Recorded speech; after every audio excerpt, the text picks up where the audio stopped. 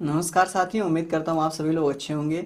मेरे प्यारे भाई, इस वीडियो में हम लोग रीजनिंग से प्रैक्टिस सेट की चर्चा करेंगे जो आपके रेलवे संबंधी सभी परीक्षाओं के लिए काफ़ी ज़्यादा इंपॉर्टेंट होगा। चाहे साथी आप रेलवे से संबंधी एनटीपीसी की तैयारी कर रहे हो, ग्रुप डी की कर रहे हो, आरपीएफ कांस्टेबल की कर रहे हो, या फिर साथी असिस्टेंट लोको पायलट की तैयारी कर रहे हो, ये आपके लिए काफ़ी ज़्यादा इंपॉर्टेंट होगा। तो आप इसमें आखिरी तक जरूर बने रहना।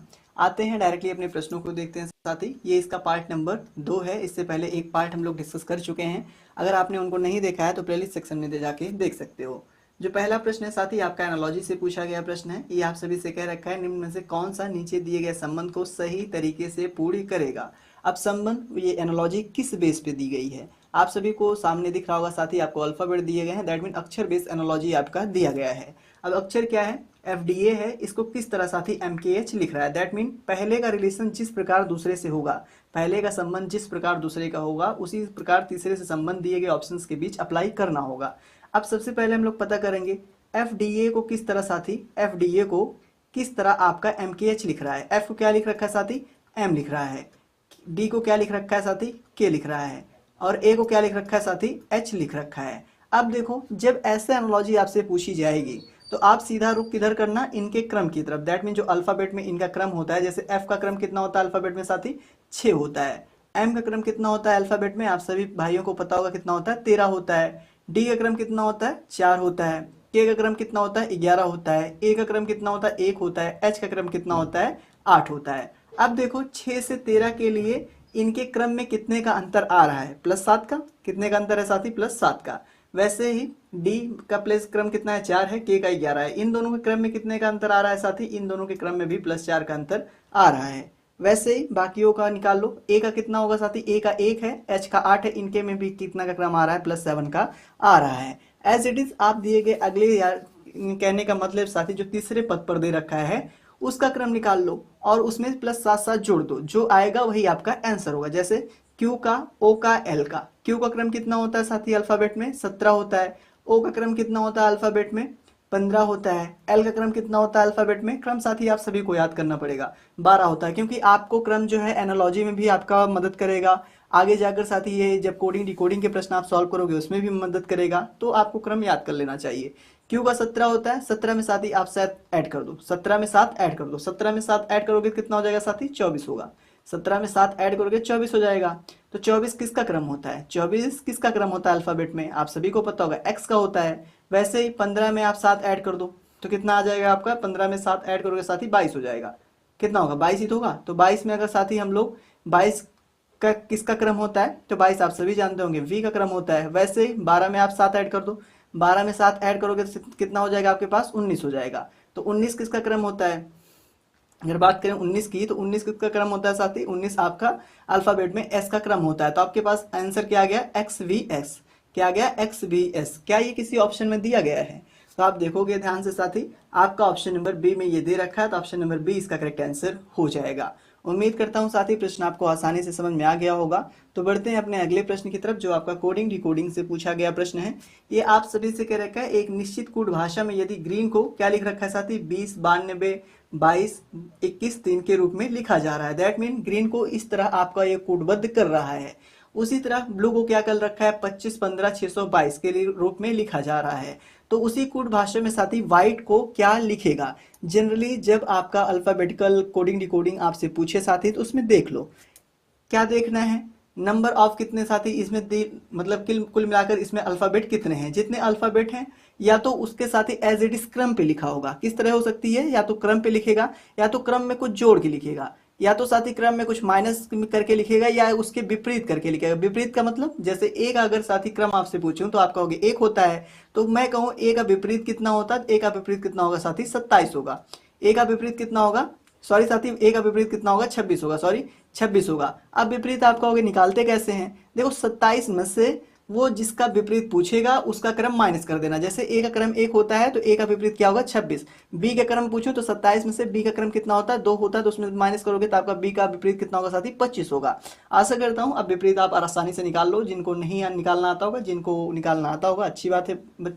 तो अब ग्रीन का देखो, ग्रीन का क्रम कितना होता है अल्फाबेट में, मतलब जी का क्रम कितना होता है अल्फाबेट में, 7 होता है। तो आगे 7 दिया नहीं है, तो कहने का मतलब ये सीधे क्रम पे नहीं दे रखा है। तो एक दूसरे के विपरीत चेक कर लो। जी का कितना होता है, जी का होता है साथी आपका, जी का जो क्रम है 7, तो 26 में मतलब 27 में से आप 7 माइनस करोगे तो आपके पास कितना आएगा, 20 बचेगा। तो यहाँ पर एज इट इज देखो साथी 20 आपका दे रखा है, कहने का मतलब विपरीत के आधार पर ये कोडिंग दिख रही है आपको किया हुआ। तो हम लोग सबका निकालेंगे जी आर ई ई एन। अब जी का विपरीत क्या होगा साथी, जी का विपरीत 20 होगा, आप वैसे ही माइनस करके निकाल लेना। आर का विपरीत क्या होता है साथी, अगर आर की बात करें तो आर कितने क्रम पे आता है, 18, और 27 में 18 माइनस करोगे तो आपके पास कितना आ जाएगा, 9 आ जाएगा।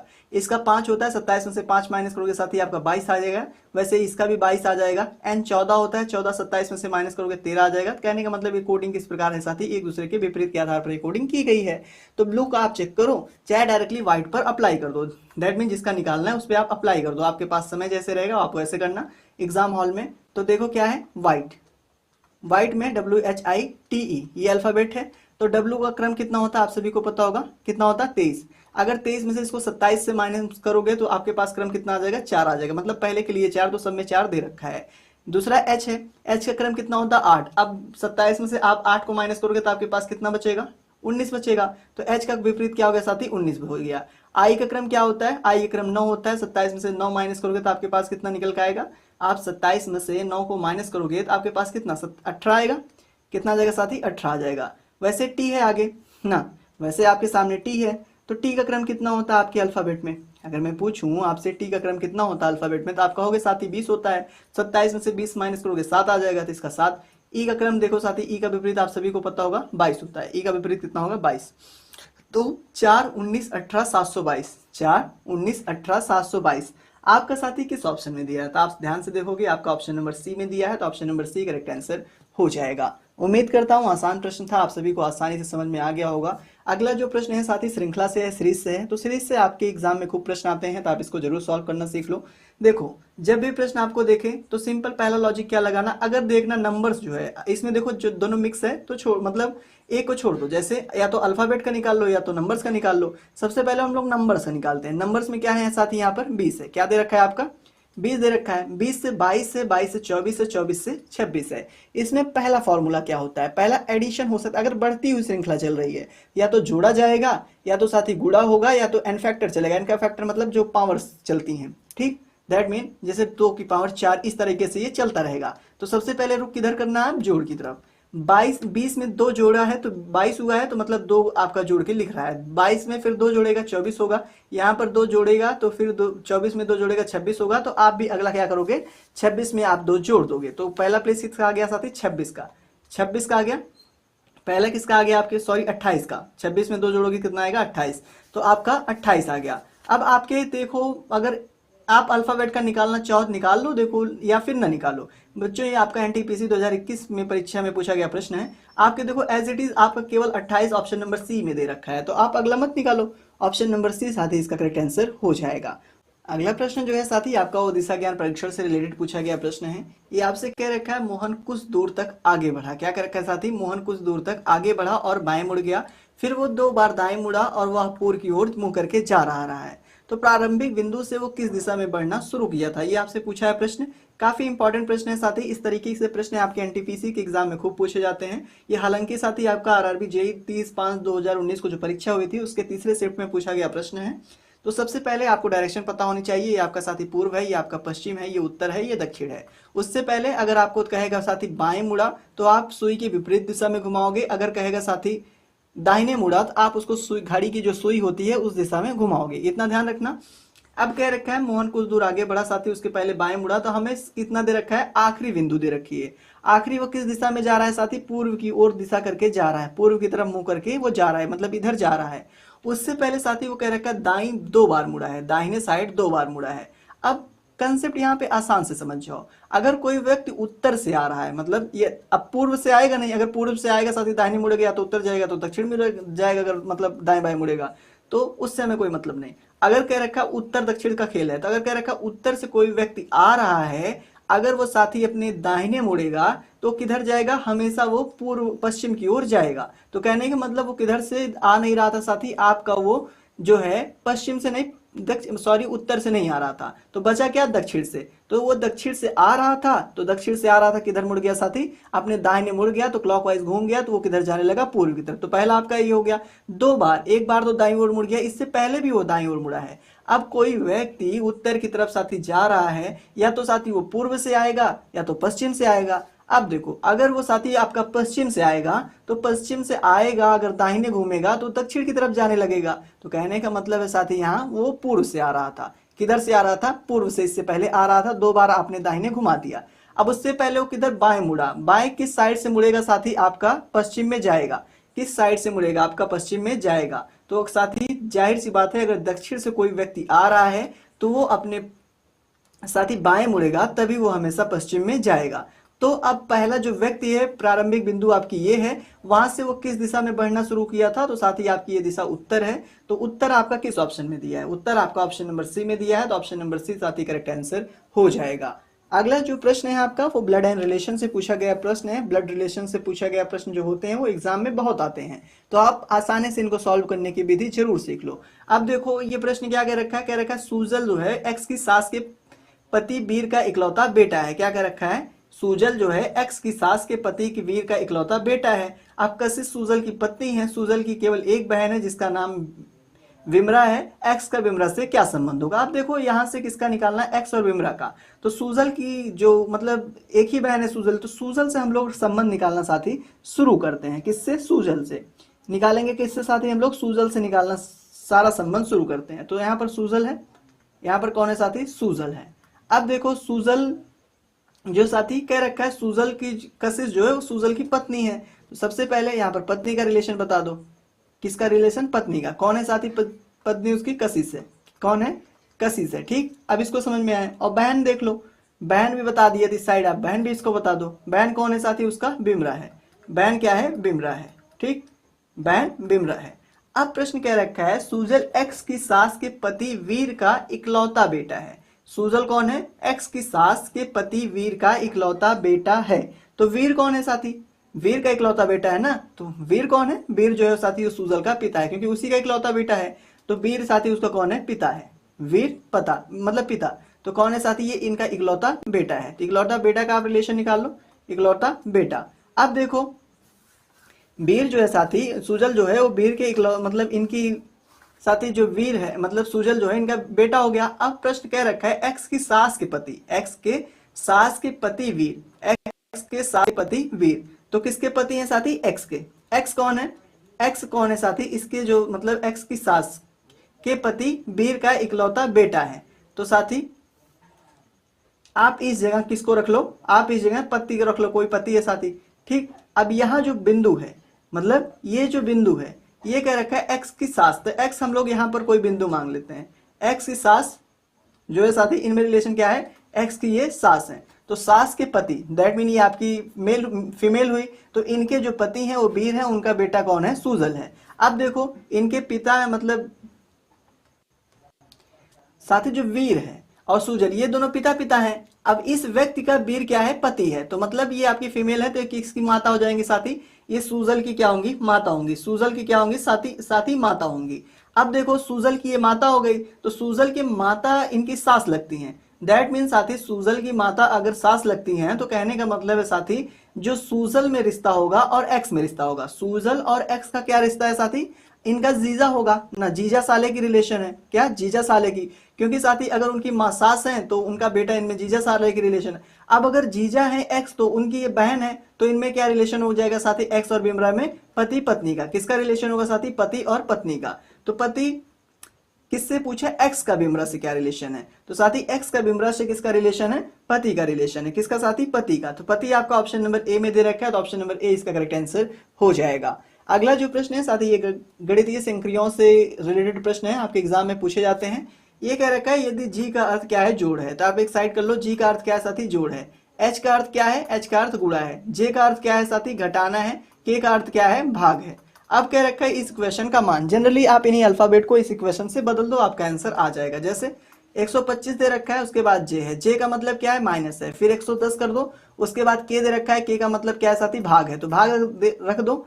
उसके बाद क्या है, 5 है। उसके बाद जी है, जी का मतलब जोड़ है साथी हमारे पास ना, जी का मतलब जोड़ है। उसके बाद क्या है साथी 7 है, एच का मतलब क्या है गुणा है 2 है। अब इसको बॉड मास के अकॉर्डिंग सॉल्व कर दो। क्या होता है बॉड मास, ब्रैकेट है तो ऑफ करोगे, ब्रैकेट तो है नहीं, कोई मतलब ही नहीं बॉड, तो उसके बाद भाग करोगे, उसके बाद गुणा करोगे, उसके बाद जोड़ोगे, उसके बाद घटाओगे। सबसे पहले भाग करोगे तो 125 माइनस 110 को 5 से भाग दोगे तो आपके पास कितना आ जाएगा, तो साथी 5 दूनी 10 होगा, बचेगा 1, कितना हो जाएगा 5 दूनी 10।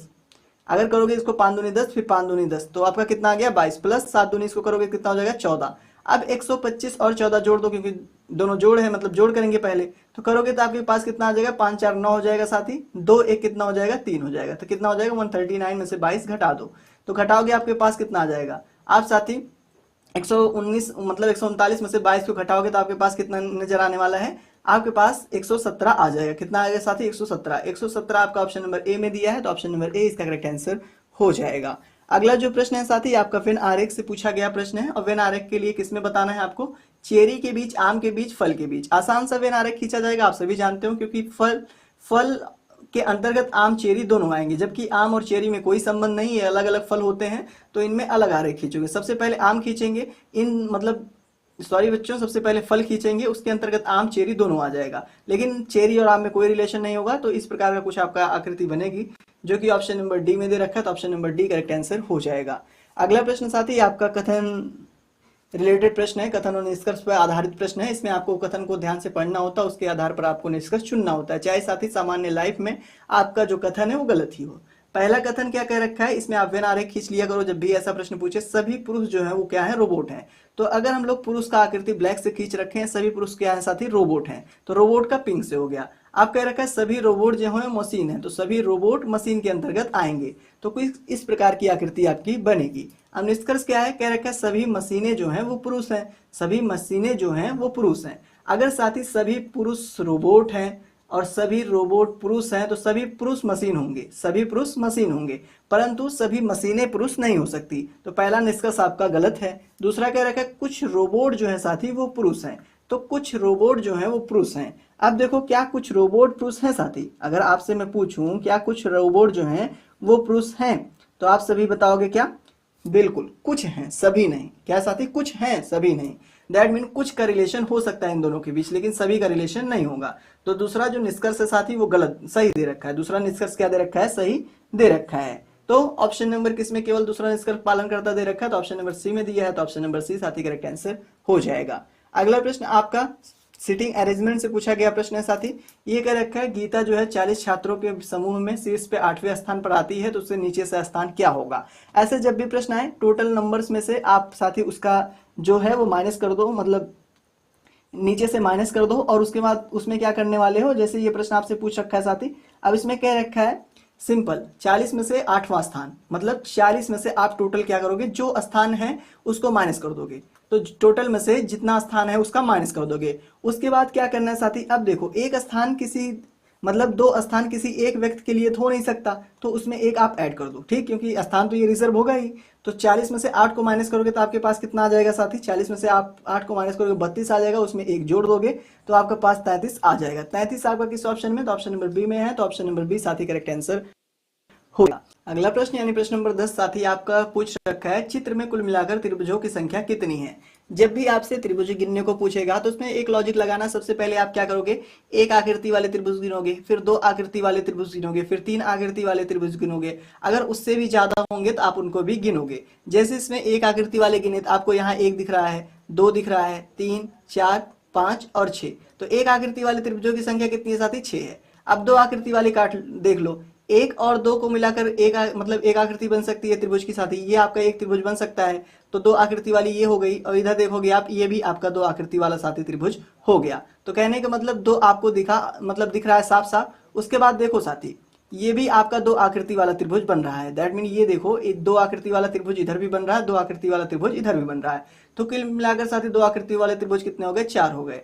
अब देखो 3 आकृति वाले देख लो, 3 आकृति वाले त्रिभुज कितना है साथी, 1 2 3, इन तीनों आकृति को मिलाकर इधर एक त्रिभुज, इन तीनों आकृति को मिलाकर इधर एक त्रिभुज, 1 2 3, तो कुल मिलाकर साथी 2 बना 3 आकृति वाला त्रिभुज। अब 4 आकृति वाला है नहीं साथी, अब काउंट करो 5 आकृति वाला, देखो 5 आकृति वाला भी नहीं है, 1 2 3 4 5 6, अब 6 आकृति वाला त्रिभुज आपको है साथी वो 1 है। अब देखो कुल मिलाकर आप त्रिभुज काउंट कर लो, 6 4 कितना हो गया साथी 10, 10 2 12 और 1